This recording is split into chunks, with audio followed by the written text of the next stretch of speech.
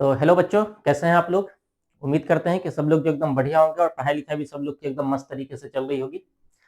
तो आज जो हम लोग ऑब्जेक्टिव क्वेश्चन करने वाले हैं वो है आपका chapter electromagnetic induction and alternating current. इसका हम लोग ऑब्जेक्टिव क्वेश्चन देखेंगे। इसमें जो है आप लोग को क्या करना है, जो पूरा चैप्टर है उसको अच्छे से रिवाइज कर लेना है ताकि जो भी ऑब्जेक्टिव हम लोग डिस्कस कर रहे हैं वो अच्छे से आपको समझ में आ जाए। और बाकी जो भी ऑब्जेक्टिव बता रहे हैं इसको बढ़िया से जो है प्रैक्टिस कर लोगे, है ना। चैप्टर जब रिवाइज करोगे तो ध्यान रखना है कुछ क्वेश्चन जो है इसके आसपास में बनेगा तो उस पर भी जो है नजर रखना है, फिर जो है आपका कंप्लीट हो जाएगा। ठीक है, तो आइए जो हम लोग देखते हैं पहले ऑब्जेक्टिव क्वेश्चन की। अगर हम लोग बात करें, फर्स्ट बोला है कि द यूनिट ऑफ रिएक्टेंस, है ना। तो रिएक्टेंस के बारे में हम लोग को पता है कि रिएक्टेंस भी जो है वो क्या है, एक तरीके का रेसिस्टेंस ही है। तो चूंकि रेसिस्टेंस का जो यूनिट होता है, ऐसा यूनिट वो ओम होता है, तो इसलिए रिएक्टेंस का भी जो यूनिट होगा वो भी क्या होगा, हो जाएगा ओम।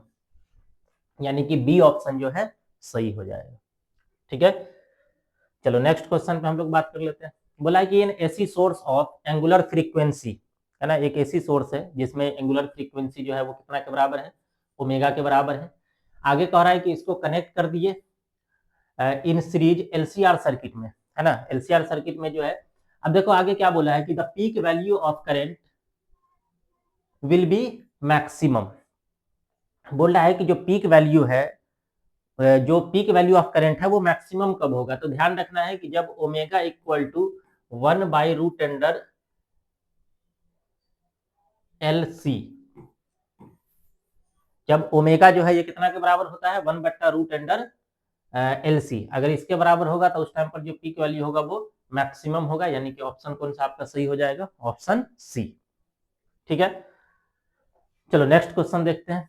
बोला है कि ए सेल ऑफ EMF 1.5 वोल्ट, एक सेल है जिसका EMF दिया हुआ है। EMF को जो है या तो E से हम लोग लिखते हैं, V से लिख देते हैं। तो ये आपका दिया हुआ है 1.5 वोल्ट। आगे बोला कि connected with an ammeter of resistance, इसको एक एमीटर से कनेक्ट करते हैं जिसका रेसिस्टेंस जो है दिया हुआ है, यानी कि R इक्वल टू भी अपने को पता है 0.05 ओम। आगे बोला कि if the current in the circuit is, इस सर्किट के अंदर जो करंट है वो 2 एम्पियर के बराबर है, यानी कि I इक्वल टू भी अपने को दे दिया है, ये कितना के बराबर है, 2.0, यानी कि 2 एम्पियर के बराबर है। तब कह रहा है कि इंटरनल रेसिस्टेंस बताइए कितना होगा। ठीक है, तो एक फॉर्मूला जो है आपको याद रखना है, चलो इसको सॉल्व करते हैं।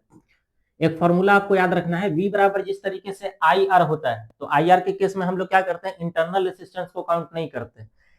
लेकिन यहां अगर इंटरनल रेसिस्टेंस को काउंट करोगे तो उस केस में जो हम लोग लिखते हैं तो V equal to I into में कैपिटल R और प्लस में स्मॉल r, यानी कि जो एक्सटर्नल रेसिस्टेंस है वो भी लेना पड़ेगा और जो इंटरनल रेसिस्टेंस है वो भी लेना पड़ेगा। अब सबका वैल्यू पुट करना है, कितना बनेगा देख लो।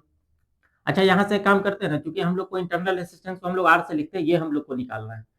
तो I को अगर इस साइड लाओगे तो V/I इक्वल टू बन जाएगा कैपिटल R प्लस में स्मॉल r, और यहां से अगर हम लोग स्मॉल r लिखे तो ये बन जाएगा V बट्टा में I, और माइनस में कितना आ जाएगा, कैपिटल R। अब इसमें वैल्यू पुट करके और हम लोग को क्या करना है, मान निकालना है। वैल्यू पुट करो, देखो R इक्वल टू V का मान रखना है, V कितना दिया हुआ है 1.5 बट्टा I का मान रखना है, कितना दिया हुआ है 2.0, मतलब 2 ही होता है। और उसके बाद देखोगे माइनस में है R का वैल्यू जो कि 0.05 दिया हुआ है। सबको सॉल्व करेंगे, कितना बनता है, एक काम करते हैं इस साइड मल्टीप्लाई कर लेते हैं या इसी में डिवाइड कर दो, कितना बनेगा ये, अगर इसमें हम लोग डिवाइड करेंगे तो कितना बनेगा 0.75 और माइनस में आ जाएगा 0.05। अब इसमें से इसको माइनस करना है तो माइनस करके देख लो कितना बनेगा, 0, और ये बन जाएगा 7, 0, यानी कि 0.7 आ जाएगा वैल्यू, 0.7 ओम। यानी कि कौन सा ऑप्शन हो जाएगा, ऑप्शन डी। मेन है, आपको ये फॉर्मूला ध्यान रखना है ना। ठीक है, चलो नेक्स्ट क्वेश्चन हम लोग देख लेते हैं। बोला था peak voltage of N AC is, peak voltage जो है एसी का जो है कितना दिया हुआ है 440 वोल्ट, तब कह रहा है कि वर्चुअल वोल्टेज बताइए। वर्चुअल वोल्ट का मतलब है यहाँ जो हम लोग जो आरएमएस वैल्यू निकालते हैं। अब देखो आरएमएस वैल्यू का जो है पीक के साथ क्या रिलेशन होता है वो हम लोग पढ़ चुके हैं। पीक वैल्यू और आरएमएस वैल्यू के साथ क्या रिलेशन होता है तो ये हम लोग पढ़ चुके हैं कि जो आई आरएमएस होता है, यहाँ चूंकि वोल्टेज की बात हो रही है ना, तो वोल्टेज के लिए जब हम लोग वी आरएमएस की बात करते हैं तो वी आरएमएस होता है आई नॉट, यही को इसी को पीक वैल्यू बोला जाता है, और बट्टे में होता है √2। अब यही हमसे पूछ रहा है कि कितना होगा, इसी को वर्चुअल वोल्टेज बोला है। तो चूंकि पीक वोल्टेज हम लोग को दिया हुआ है, इसी आई नॉट को पीक वोल्टेज बोलते हैं, तो ये बन जाएगा, और बट्टा में कितना है √2। अब इसको अगर कट करोगे, एक काम करो √2 से ऊपर नीचे मल्टीप्लाई कर दो, तो ये बन जाएगा 440 √2 बट्टा में √2 इंटू √2 बचेगा, इससे इसको काट दोगे तो ये बन जाएगा 220 √2, यानी कि कौन सा ऑप्शन हो जाएगा, ऑप्शन सी। ठीक है, चलो नेक्स्ट क्वेश्चन की हम लोग बात कर लेते हैं। बोला है कि if phi is the phase difference between AC current and EMF. Phi जो है ये फेज डिफरेंस है और किसके किसके बीच है, करंट के बीच और ईएमएफ के बीच। बोल रहा है कि then the value of power factor, तो जब भी पावर फैक्टर पूछेगा तो ध्यान रखना है पावर फैक्टर जो है ये किसके बराबर होता है, cos फाई के। पावर फैक्टर ये किसके बराबर हो जाएगा, cos फाई के, यानी कि ऑप्शन कौन सा सही हो जाएगा, ऑप्शन डी। चलो नेक्स्ट क्वेश्चन की बात कर लेते हैं। बोला है कि impedance of LR circuit. LR circuit का इंपीडेंस आपसे जब भी पूछेगा तो फॉर्मूला हमेशा ध्यान रखना है आर स्क्वायर √r² प्लस में ω² L²। चलो नेक्स्ट, बाकी जो है कॉपी से पढ़ लोगे कि एलआर सर्किट का ये है तो एलसीआर सर्किट का क्या होता है, ये ध्यान रखो। चलो next, direction of current induced in wire moving in a magnetic field is found using. देखो डायरेक्शन अगर करंट का बताना हो किसी वायर में तो बोल रहा है कि इसमें से जो है किसका यूज हम लोग करते हैं, तो ध्यान रखना है किसका यूज किया जाता है, फ्लेमिंग राइट हैंड रूल का, यानी कि ऑप्शन बी सही हो जाएगा।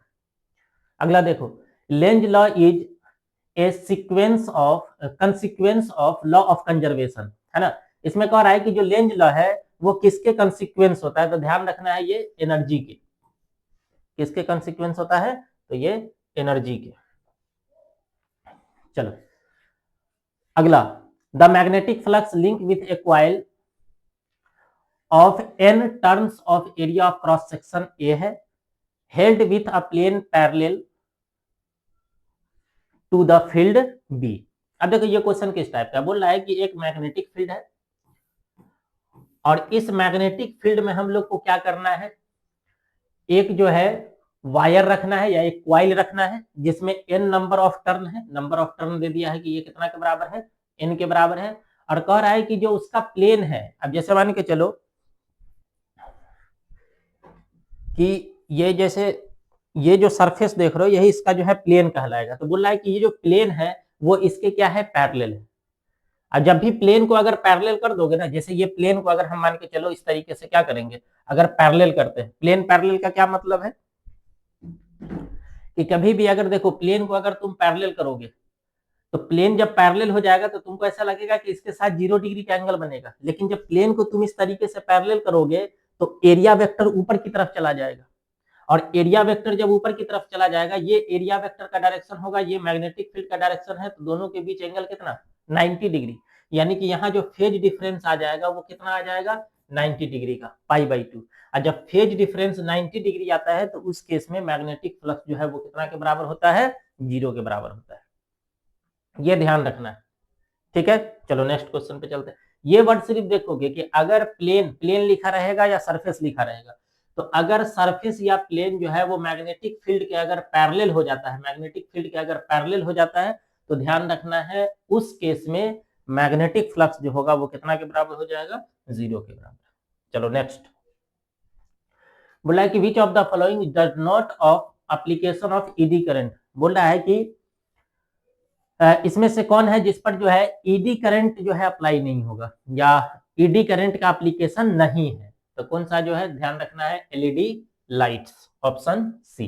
Next, if n is the number of turn in a coil, n जो है वो क्या है, नंबर ऑफ टर्न है किसी कॉइल का, तब बोल रहा है कि the value of self induction varies, जो सेल्फ इंडक्शन का जो वैल्यू वेरीज करता है वो किसके जो है किसके साथ वेरी करेगा, तो ध्यान रखना है किसके साथ वेरी करता है, एन स्क्वायर के, जो नंबर ऑफ टर्न होता है उस पर पावर 2 दे करके, यानी कि एन स्क्वायर के एन स्क्वायर के साथ जो है वो वेरीज करेगा।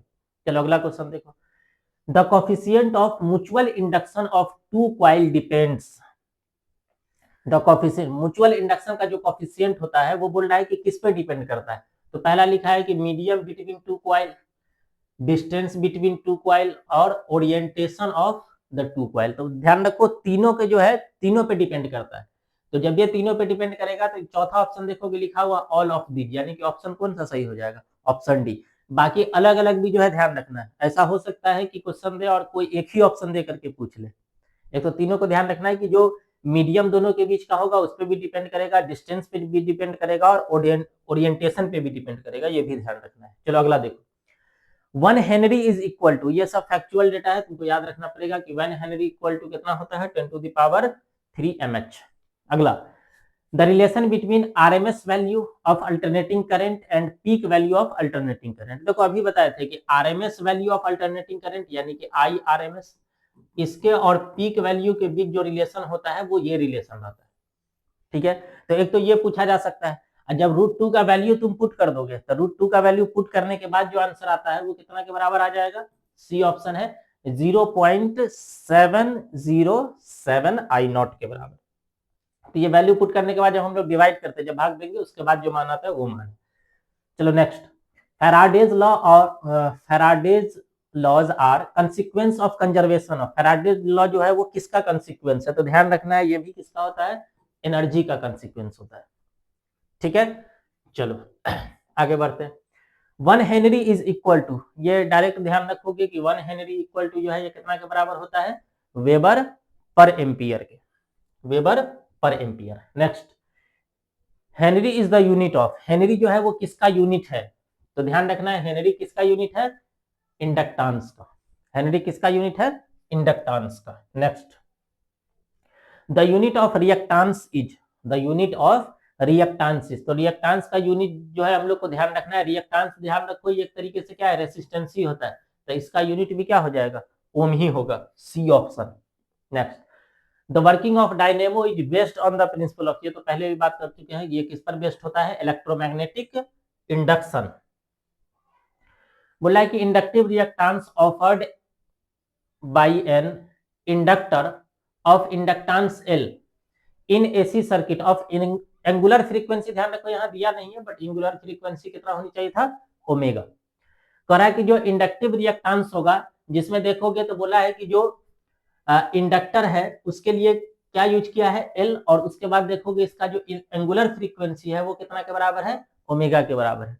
तो हमेशा ध्यान रखना है कि जो XL होता है इसी को इंडक्टिव रिएक्टेंस बोलते हैं, XL, ये इक्वल टू होता है ओमेगा और इनटू में कितना के बराबर, L के बराबर, यानी कि कौन सा ऑप्शन सही हो जाएगा अपना, ऑप्शन बी, ठीक है। चलो next, which of the following relation is correct for the power factor, इसमें से कौन सा रिलेशन जो पावर फैक्टर के लिए सही है, तो ध्यान रखना है कि power factor is equal to true average power और बट्टा में है apparent average power. Next, the average value of AC over a complete cycle, देखो ये जब ये दिखेगा ना कि कंप्लीट साइकिल के लिए बताइए एवरेज वैल्यू ऑफ AC क्या होगा, तो ध्यान रखना है कंप्लीट साइकिल के लिए कितना होता है, 0 के बराबर। अच्छा इसमें बी ऑप्शन नहीं दिया, बी ऑप्शन कुछ इस तरीके से होगा, I0 √2। Next, the dimension formula of L/R, ये पहले भी बात कर चुके हैं कि जो L/R जो होता है इसका डायमेंशन फॉर्मूला ये किसके बराबर होता है, टाइम के बराबर होता है, जो लिखे भी होंगे कि m0 L0 और इनटू में कितना आया होगा t, ये डायमेंशन फॉर्मूला था इसका।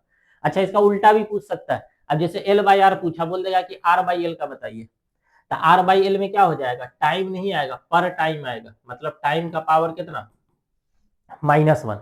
तो एक तो या तो डायरेक्ट पर टाइम ऑप्शन में दिया रहेगा, और नहीं तो अगर ऐसा ही ऑप्शन रहा तो पर टाइम जो है ये किसके बराबर होता है, फ्रीक्वेंसी के बराबर होता है। तो L/R जो है वो उसके लिए हम लोग टाइम टिक करेंगे, बट R/L के लिए हम लोग को क्या टिक करना पड़ेगा, फ्रीक्वेंसी, अगर ऑप्शन में है तो, अगर नहीं ऑप्शन है तो फिर हमको देखना पड़ेगा क्या, पर टाइम, ये ध्यान रखो। चलो next, capacitive reactance is, capacitive reactance जो है इसको हम लोग इस तरीके से XC से लिखते हैं और ये इक्वल टू होता है 1 बट्टा में ओमेगा C, ये ध्यान रखना है, यानी कि कौन सा ऑप्शन हो जाएगा, option D. Next, which of the following is correct for transformer, transformer के लिए जो है कौन सा करेक्ट है, तो बोल रहा है कि it convert AC into DC, कि ये AC को DC में कन्वर्ट करता है। आगे है कि ये कन्वर्ट DC इंटू AC, ये भी गलत है। इट इंक्रीज और डिक्रीज DC वोल्टेज, ये भी गलत है। इट इंक्रीज और डिक्रीज AC वोल्टेज, यानी कि ऑप्शन डी हो जाएगा। ये इंक्रीज और डिक्रीज करता है किस टाइप के वोल्टेज को, AC वोल्टेज को। बोला है कि a choke is used as a resistance in, बोला है कि जो ये चोक कॉइल होता है तो इसका यूज जो हम लोग एज ए रेसिस्टेंस करते हैं तो किसमें किया जाता है, तो ध्यान रखना है AC सर्किट में किया जाता है। किसमें करते हैं, AC सर्किट में। अगला, the SI unit of magnetic flux, magnetic flux का SI यूनिट हम लोग जानते हैं कि मैग्नेटिक फ्लक्स का SI यूनिट क्या होता है, weber. Next, when the magnetic field is parallel to surface, अब देखो यही चीज पीछे भी आया था जिसमें हम बोले थे कि जो है प्लेन लिखा रहेगा या सरफेस लिखा रहेगा, वही चीज लग रहा है कि when the magnetic field is parallel to, magnetic field जो है वो पैरेलल है, किसके पैरेलल है, सरफेस के। बता चुके कि यहाँ पे सरफेस भी लिखा हो सकता है और प्लेन भी लिखा हो सकता है। Then the magnetic flux through the surface, तो बता चुके हैं कि अगर पैरेलल है तो उससे जो मैग्नेटिक फ्लक्स हम लोग को मिलेगा वो कितना मिल जाएगा, 0 के बराबर। चलो नेक्स्ट, ठीक है। बोला कि the core of A transformer is laminated because, बोला है कि जो ट्रांसफॉर्मर का कोर है उसको हम लोग लेमिनेट करते हैं, क्यों लेमिनेट किया जाता है, तो ऑप्शन जो है दिया है पहला कि rusting of core may be prevented, तो इसका जो है आपका ऑप्शन हो जाएगा energy loss due to eddy current may be minimized, यानी कि ऑप्शन आपका सी सही हो जाएगा कि energy losses due to eddy current may be minimized, यानी कि आपका ऑप्शन हो जाएगा सी। नेक्स्ट, क्या हो रहा है भाई, the dimension formula of induced EMF, induced EMF जो होता है उसका डायमेंशन फार्मूला कितना होता है, तो डायरेक्ट आपको याद रखना है कि ml2 t का पावर -3 a का पावर -1, यानी कि बी ऑप्शन सही हो जाएगा। अगला है कि dimension formula of the coefficient of self inductance, self inductance जो है उस कोफिशिएंट ऑफ सेल्फ इंडक्टेंस का डायमेंशन फार्मूला क्या होता है, तो इसका ध्यान रखना है ml का पावर 2 t का पावर -2 और a का पावर -2, ठीक है। पिछले जैसा ही है, देखो उसी हिसाब से याद रखना कि जो पिछला देखे हैं तो उसमें था ml का पावर 2 t का पावर -3 a का पावर -1, इसको देख करके लग रहा है कि इसमें से एक इधर चला गया, ml2 t का पावर -2 और a का पावर -2, तो ये ध्यान रखोगे। चलो next, the ratio of root mean square value and peak value, इन दोनों का जो रेशियो होता है वो ध्यान रखोगे कितना होता है। अच्छा, वर्ड जो है थोड़ा सा ध्यान से पढ़ोगे एग्जाम में कि ratio of root mean square पहले दिया है और पीक वैल्यू पहले दिया है, तो रूट मीन स्क्वायर अगर पहले रहे और पीक वैल्यू पहले रहे तब तो टिक करना है कितना, 1/√2। लेकिन अगर उल्टा दिया रहेगा कि पहले दे दिया कि पीक वैल्यू, ऐसा भी होता है कि पहले जो है पीक वैल्यू दे दिया, यानी कि पीक वैल्यू को ऊपर रखना है और उसके बाद रूट मीन स्क्वायर वैल्यू अगर देगा तो ध्यान रखो ये फिर कितना के बराबर आ जाएगा, √2 के बराबर। वो वाला जो दिया है ये उल्टा है, IRMS और बट्टा में I0 दिया हुआ है, तो ये तो 1/√2 के बराबर आएगा, लेकिन इसका उल्टा कर देगा तो ये कितना के बराबर आ जाएगा, तो √2 के, ये ध्यान रखना है। चलो नेक्स्ट, बोला है कि इन ए स्टेप अप ट्रांसफॉर्मर, है ना, अगर स्टेप अप ट्रांसफॉर्मर है तो बोला है कि number of turn in primary coil and secondary coil, primary coil के लिए नंबर ऑफ टर्न N1 दिया है, सेकेंडरी कॉइल के लिए N2 दिया है, तो इसमें क्या रिलेशन होगा, लेकिन ध्यान रखना है किसके लिए है, स्टेप अप ट्रांसफॉर्मर के लिए। तो स्टेप अप ट्रांसफॉर्मर में हम लोग पढ़े होंगे कि जो नंबर ऑफ टर्न होता है वो सेकेंडरी कॉइल में ज्यादा होता है और प्राइमरी कॉइल में कम होता है, यानी कि N2 जो है वो ग्रेटर देन हो जाएगा किसके, N1 के, यानी कि बी ऑप्शन सही हो जाएगा। नेक्स्ट, बोला है कि in an alternating current circuit the phase difference between current and voltage is 5, is होगा यहाँ पर, इज क्या हो जाएगा 5, तो in a alternating current circuit the phase difference between current और वोल्टेज के बीच का जो फेज डिफरेंस है वो 5 के बराबर है। तब बोलना है कि जो वाटलेस कंपोनेंट ऑफ करंट कितना के बराबर होगा, तो डायरेक्ट फॉर्मूला याद रखोगे कि वॉटलेस कंपोनेंट ऑफ करंट जो होगा वो I sin फाई के बराबर होगा, यानी कि ऑप्शन कौन सा सही हो जाएगा, ऑप्शन सी। ठीक है, चलो नेक्स्ट क्वेश्चन हम लोग देख रहे हैं। Transformer works on the principle of, transformer जो है जिस प्रिंसिपल पर वर्क करता है वो क्या होगा इस चारों में से, तो ध्यान रखो किस पर वर्क करता है, म्यूचुअल इंडक्शन पर। किस पर वर्क करेगा, म्यूचुअल इंडक्शन पर।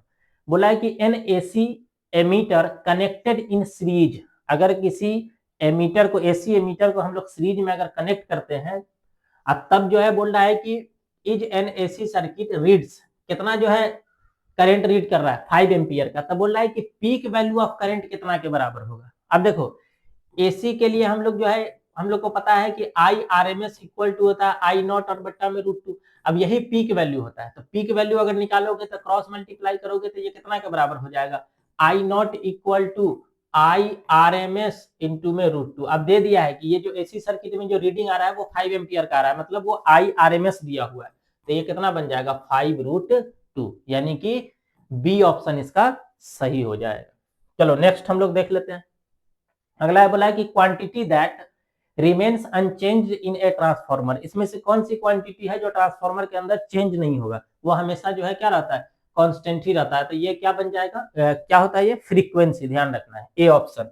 चलो नेक्स्ट बोला है कि विच quantity is increased in a step down transformer, तो ध्यान रखो जब भी स्टेप डाउन ट्रांसफॉर्मर होगा तो इतना हम लोग को पता है कि स्टेप डाउन में जो वोल्टेज होता है वो कम होता है, जो वोल्टेज होता है वो कम होता है। इस केस में ध्यान रखो करंट जो होता है वो क्या होता है, बढ़ने लगता है। उल्टा भी ध्यान रखना है, जैसे स्टेप अप की अगर बात करेगा तो स्टेप अप में वोल्टेज बढ़ता है, तो इस टाइम पे करंट क्या होगा, डाउन होगा। अब क्यों ऐसा होता है, तो ध्यान रखो कि जो प्राइमरी कॉइल और सेकेंडरी कॉइल होता है, जो प्राइमरी कॉइल होता है उसमें हम लोग को पता है कि इनपुट पावर मिलता है, और जो सेकेंडरी कॉइल होता है उसमें हम लोग को, जैसे इस तरीके से हम लोग बनाते हैं ना कि एक साइड पे जो है हम लोग क्या करते हैं प्राइमरी कॉइल लेते हैं, दूसरे साइड हम लोग क्या करते हैं सेकेंडरी कॉइल लेते हैं, तो इसके अंदर जो हम लोग इनपुट दे रहे हैं उसको बोलते हैं इनपुट पावर, और इसमें जो बाहर की तरफ जो हम लोग को पावर मिलने वाला है इसको बोलते हैं आउटपुट पावर। तो इनपुट पावर और आउटपुट पावर हमेशा क्या होता है, बराबर होता है, यानी कि हम लोग बोल सकते हैं कि पावर हमेशा कांस्टेंट रहेगा, पावर हमेशा क्या रहेगा, कांस्टेंट, और पावर का फॉर्मूला जो है वो वी आई के बराबर होता है। अब बताओ पावर को अगर कांस्टेंट रखना है, यानी कि इसका वैल्यू नहीं बदलना है, तो इसमें से कोई एक अगर बढ़ेगा ना तो दूसरा को घटना पड़ेगा। जैसे मान के चलो कि हम कह रहे हैं कि 8 और 4 को जोड़ करके 12 आ रहा है, अब इसको अगर तुमको कांस्टेंट रखना है, मतलब हमेशा 12 आनी चाहिए, तो अगर एक को घटाओगे, जैसे इसको घटा के अगर 4 करोगे तो इसको बढ़ा करके 8 करना पड़ेगा, तभी जाकर के ये जो है कांस्टेंट वाला जो है सही होगा। तो इसमें भी उसी तरीके से ध्यान रखना है कि अगर पावर को कांस्टेंट रखना है तो वोल्टेज बढ़ा दिए, तो जब ये वोल्टेज बढ़ाओगे तो करंट तुमको घटाना पड़ जाएगा। वही चीज है देखो स्टेप डाउन वाले में, कि स्टेप डाउन वाले में तो वोल्टेज घटता है, तो जब ये वोल्टेज को घटाओगे करंट बढ़ाना पड़ेगा ताकि पावर उसका क्या रहे, कांस्टेंट रहे। तो इसलिए ध्यान रखना है कि स्टेप डाउन वाले में करंट जो है वो क्या होता है, इंक्रीज करता है, और स्टेप अप वाले में वोल्टेज तो बढ़ेगा लेकिन करंट उसका क्या हो जाएगा, डिक्रीज करेगा। यानी कि अभी कौन सा ऑप्शन सही हो जाएगा, ऑप्शन ए। ये दोनों बात बता दिए, ध्यान रखोगे स्टेप अप के लिए भी। चलो नेक्स्ट बोला कि power factor in series LCR circuit, LCR circuit में जो पावर फैक्टर होता है वो R/Z होता है, जेड को हम लोग इंपीडेंस बोलते हैं, कॉपी पढ़ोगे तो उसमें जो है तुम लोग को मिलेगा, यानी कि ऑप्शन कौन सा सही हो जाएगा, ऑप्शन ए। नेक्स्ट बोला है कि in LCR circuit to produce resonance, जो एलसीआर सर्किट है वो रेजोनेंस प्रोड्यूस करता है किस केस में, इसमें से कौन सा जो है सही होगा, तो ध्यान रखना है कि ये जो ओमेगा एल है ये बराबर होता है 1/, किसके, ओमेगा सी के। एक तो ये भी ध्यान रखना है, एक ये भी ध्यान रखना है कि एक्सएल बराबर क्या हो जाता है, एक्ससी। ये जो मान देख रहे हो ये किसका मान है, एक्सएल का मान है, ओमेगा है, और ये जो मान देख रहे हो 1/ओमेगा सी, ये किसका मान होता है, एक्ससी का मान होता है। तो ये भी ध्यान रखना है, अभी तक जो ऑप्शन दे रहा था तो उसमें जो ये वाला ऑप्शन देता है, ये भी ऑप्शन दिया जा सकता है कि एक्सएल और एक्ससी जो है ये दोनों आपस में क्या होता है, बराबर होता है। तो इसका ऑप्शन कौन सा हो जाएगा, ऑप्शन बी। चलो नेक्स्ट अगले क्वेश्चन की हम लोग बात करते हैं। हॉट वायर एमीटर मेजर, जो हॉट वायर एमीटर जो होता है वो क्या मेजर करता है, तो ध्यान रखना है RMS alternating current, RMS AC.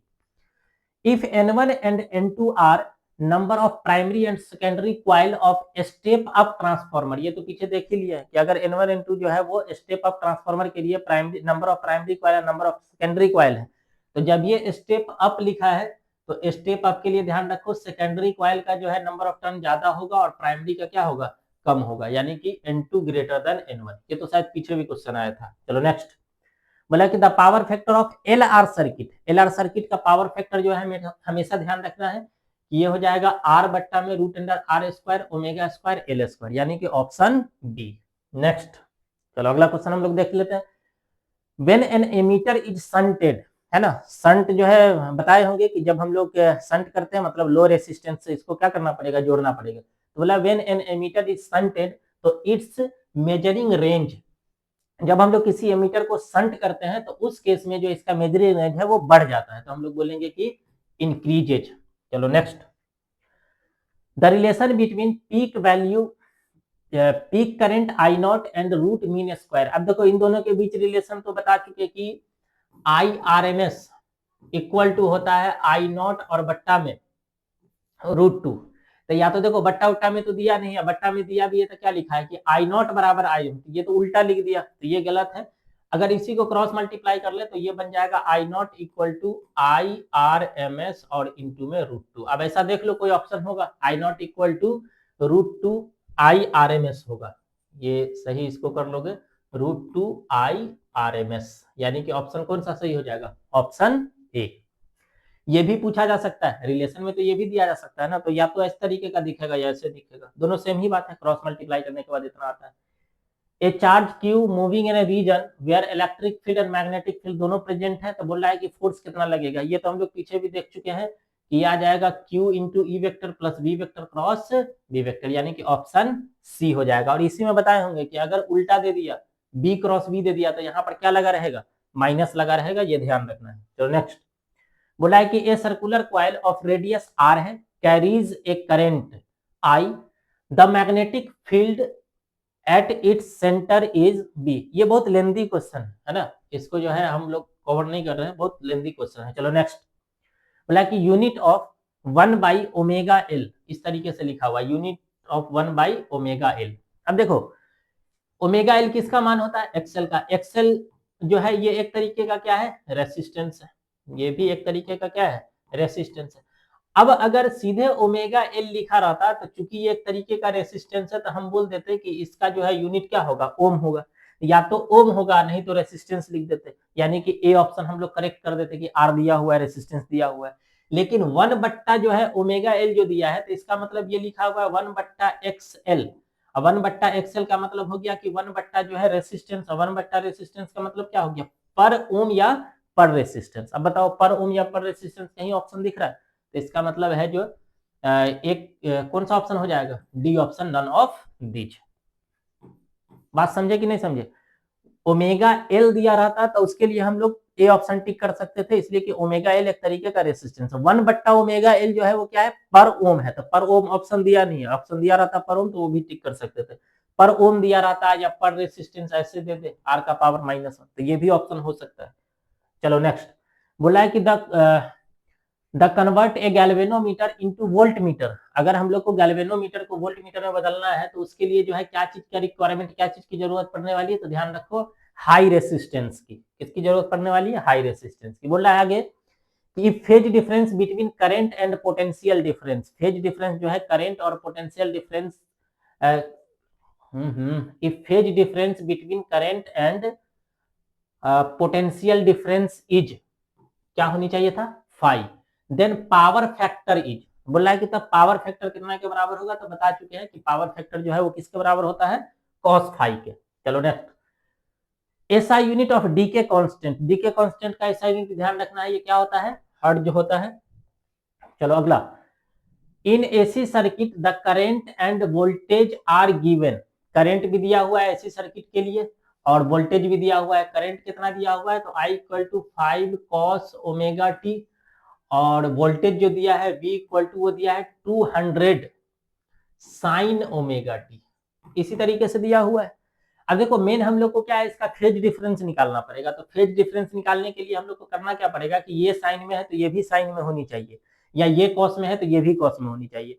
तो एक काम करते हैं, इसको हम लोग साइन में बदलते हैं, तो इसको हम लोग लिख सकते हैं 5 cos ओमेगा टी और प्लस में कितना, π/2, इसको हम लोग लिख सकते हैं ओमेगा टी और प्लस में कितना, π/2, कॉस हटेगा, एक मिनट गड़बड़ हो गया। इसको इस तरीके से चेंज करोगे, फायदे को कॉस को हम लोग ऐसे लिख सकते हैं, इसलिए कि देखो साइन 90 डिग्री और प्लस में थीटा, ये कॉस थीटा के बराबर होता है। साइन 90 डिग्री और प्लस में ओमेगा टी को हम लोग थीटा मान रहे हैं, तो साइन 90 डिग्री और प्लस में थीटा ये कॉस थीटा के बराबर होता है, यानी कि अभी भी ये यही लिखा हुआ है। अभी इन दोनों के बीच अगर हम लोग फेज डिफरेंस निकाले, इसका ये फेज है ओमेगा टी, इसका ये फेज है, तो फेज डिफरेंस कितना बन जाएगा, पाई/2 प्लस में ओमेगा टी और माइनस में ओमेगा टी ये वाला, तो इससे ये कट जाएगा, तो फेज डिफरेंस कितना आएगा, पाई/2। और अभी कुछ देर पहले बताए थे कि अगर फेज डिफरेंस जो है 90 डिग्री आ रहा है, तो उसका जो पावर फैक्टर होगा या पावर लॉस जो होगा वो कितना हो जाएगा, 0 के बराबर। अब ऐसे नहीं याद रहता है तो ऐसे भी ध्यान रख सकते हो कि P इक्वल टू हम लोग लिखते हैं VRMS IRMS और इनटू में लिखते हैं हम लोग cos फाई, ये भी कहीं ना कहीं फॉर्मूला आएगा, power equal to VRMS IRMS और इनटू में cos फाई। अब बताओ कि अगर फाई का वैल्यू, ये फेज डिफरेंस फाई ये कहलाता है ना, तो अगर फाई का वैल्यू 90 डिग्री आ गया तो cos 90 जीरो। अब बताओ कि जब ये इसको जीरो से मल्टीप्लाई कर दोगे तो ये पावर जो है लॉस कितना हो जाएगा, 0 के बराबर। या ध्यान रखोगे कि कभी भी अगर फेज डिफरेंस 90 डिग्री आ रहा है तो उसका जो पावर लॉस है वो कितना के बराबर हो जाएगा, 0 के बराबर। चलो नेक्स्ट, बोला है कि the value of maximum amplitude produced due to interference of two wave. बोला है कि हमको देखो वैल्यू ऑफ मैक्सिमम एम्पलीट्यूड बताना है। अब जब ये मैक्सिमम एम्पलीट्यूड पूछ लिया तो समझ जाओगे कि इसका मतलब रिजल्टेंट एम्पलीट्यूड पूछ रहा है। क्या पूछ रहा है ये हमसे, रिजल्टेंट एम्पलीट्यूड बताइए। वो कैसे निकालेंगे, तो बोला है कि दो वेव जो हम लोग को दिया है, एक वेव के लिए y, इसको y1 कर दोगे, 4 साइन ओमेगा टी दिया हुआ है, और दूसरे के लिए y2 दिया हुआ है जो कि कितना है, 3 कॉस ओमेगा टी, ये टी जो है गलत है यहाँ, 4 साइन ओमेगा टी और 3 कॉस ओमेगा टी। अब देखो फेज डिफरेंस निकालने के लिए हम लोग को ये सही करना पड़ता है कि यहाँ साइन है तो यहाँ साइन होनी चाहिए। एम्पलीट्यूड निकालने के लिए हम लोग ये काम नहीं करते। एम्पलीट्यूड निकालने का एकदम सिंपल तरीका है कि ये वाला जो टर्म है इसको हम लोग ए मान लेते हैं फर्स्ट वाले में, और ये जो टर्म है इसको हम लोग बी मान लेते हैं, ठीक है। और डायरेक्ट लिखते हैं रिजल्टेंट का फॉर्मूला, रिजल्टेंट का फॉर्मूला ही होता है ए स्क्वायर और प्लस में कितना, बी स्क्वायर। बताओ ए का मान है 4, तो 4 का स्क्वायर, बी का मान है 3, 3 का स्क्वायर, 4 का स्क्वायर 16, 3 का स्क्वायर 9, 16 9 25, और 25 में से कितना बाहर हो जाएगा, 5 बाहर होगा, यानी कि ऑप्शन कौन सा हो जाएगा आपका, ऑप्शन बी, ठीक है। चलो नेक्स्ट क्वेश्चन पे चलते हैं। ये ध्यान रखोगे जब फेज डिफरेंस निकालना रहेगा तो साइन है तो साइन बनाना पड़ेगा, कॉस रहेगा कॉस बनाना पड़ेगा, लेकिन अगर हम लोग को एम्पलीट्यूड निकालना है, मैक्सिमम एम्पलीट्यूड का मतलब रिजल्टेंट निकालना है, या डायरेक्ट अगर क्वेश्चन में लिखा रहे कि रिजल्टेंट निकालना है, तो उस केस में ध्यान रखना है कि जो आगे जो वैल्यू लगा हुआ है इसको हम लोग ए मानेंगे, इसको हम लोग क्या मान लेंगे, बी मानेंगे, और उसके बाद जो है इस तरीके से फॉर्मूला लगाओगे आंसर निकल जाएगा। चलो नेक्स्ट, बोला है कि the phase difference is related to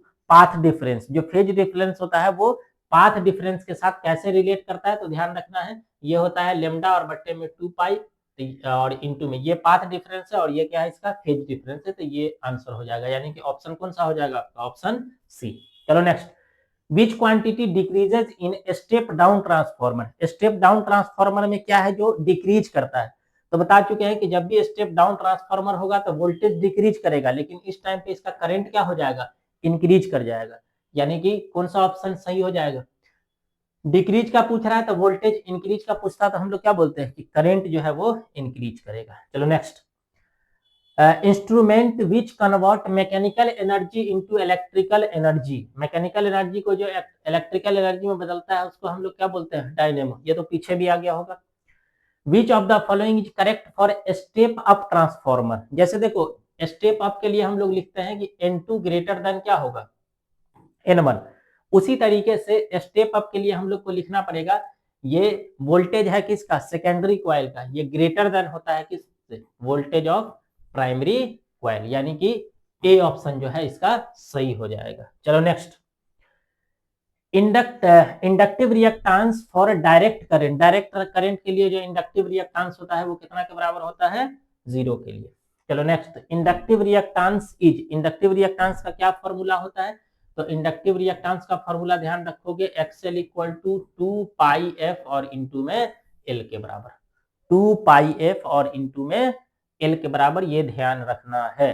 चलो नेक्स्ट, अगला बोला है डायमेंशन फॉर्मूला ऑफ आरसी। देखो जो dimension formula L by R का होता है वही डायमेंशन फॉर्मूला आरसी का भी होता है, और ये किसके बराबर होता है तो बता चुके हैं टाइम के, और टाइम का डायमेंशन फॉर्मूला या तो जो है 80 लिखेगा या इस तरीके से कि m0 L0 और उसके बाद t, यानी कि कौन सा ऑप्शन हो जाएगा, ऑप्शन डी। चलो नेक्स्ट, बोला कि transformation ratio in transformer, transformation ratio in transformer, ध्यान रखना है ये क्या होता है, वीएस और बट्टा में VP. Next, phase difference in LR circuit, LR circuit के लिए फेज डिफरेंस हम लोग पढ़ चुके हैं कि 10 inverse omega L by R होता है, आर बाई ओमेगा एल नहीं, ध्यान रखना ओमेगा एल और बट्टा में आर होता है। Next, the expression for real average power in alternating current, यही चीज फॉर्मूला भी कुछ देर पहले लिखे थे कि अल्टरनेटिंग करंट के लिए जो एवरेज पावर का जो फॉर्मूला होता है वो बन जाएगा आपका P average equal to E R M S I R M S, अच्छा इसमें छोटा हुआ है कहीं, कोई एक ऑप्शन बना दोगे, P इक्वल टू या P average equal to E R M S I R M S और इनटू में होता है cos फाई। ठीक है, देख लेना, हो सकता है जो है इसको टाइप करने में कहीं मिस्टेक हुआ होगा, कोई एक ऑप्शन जो है मैच करनी चाहिए, किसी एक को बना दोगे E R M S I R M S और इनटू में cos फाई, किसी एक ऑप्शन को बना देना है। चलो नेक्स्ट, तो इतना क्वेश्चन जो है आपको ध्यान रखना है इलेक्ट्रोमैग्नेटिक इंडक्शन और अल्टरनेटिंग करंट में। उसके बाद कॉपी को एकदम बढ़िया से पढ़ लोगे, है ना, बढ़िया से रिवाइज कर लोगे, उसके बाद इस पूरे क्वेश्चन को देख करके जाओगे कॉपी। अब देखो पहले क्या करना है, ये जो जितना क्वेश्चन डिस्कस किए इसको देख लोगे, इससे फायदा क्या होगा कि जब कॉपी पढ़ोगे तो तुमको जो है एक चीज दिखने लगेगा कि और जो है ऑब्जेक्टिव किस टाइप से पूछा जा सकता है वो कॉपी से तुमको मिलेगा। तो इसलिए इसको पहले देख लेना, फिर जो है कॉपी बढ़िया से रिवाइज कर लोगे, ताकि अगर इसके आसपास भी जो है क्वेश्चन पूछता है तो वो भी क्वेश्चन तुमसे बन जाए। ठीक है, तो बाकी बात जो हम लोग नेक्स्ट क्लास में करेंगे, आज के लिए इतना ही, थैंक यू।